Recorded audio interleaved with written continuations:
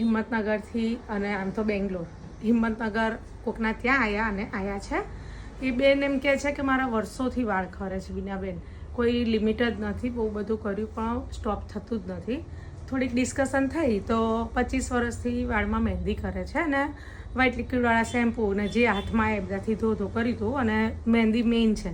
હવે મહેંદી તમે કરશો ને તો તરત નહીં ખબર પડે. હું તો એમ જ કહું છું 10-20 વર્ષે તમને ખબર પડશે કે એની શું અસર થઈ.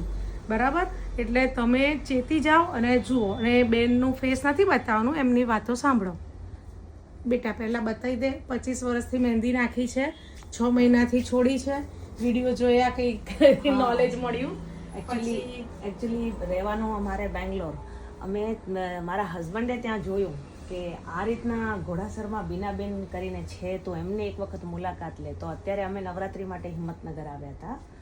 તો પછી મેં તમારો રીલથી નંબર કોન્ટેક્ટ લીધો અને પછી તમને કાલે કોન્ટેક્ટ કર્યો અને ઇમરજન્સી કીધું ના હમણાં હું દશેરા પછી નીકળી જવું છે તો મળીને જ જવું છે. આટલું કર્યું છે તો આ કરીએ.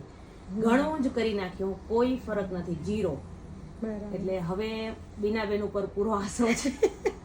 કંઈ નહીં, હવે આપણું શેમ્પૂ, આપણી બધી વસ્તુઓ અને જે હું બધા વાક્યો મેં બનાવ્યો છે વિડીયો એ મેં જોયા છે, બધા તમારા ફોલો કરવાના. બરાબર. અને મને કે જો મને હા એ તમે બોલી લો. મને એવું હશે તો હું ત્યાંથી પણ ધક્કો ખાઈશ. જો બેન, આપણે હવે તમારું રિઝલ્ટ તમને કેવું લાગ્યું કહો?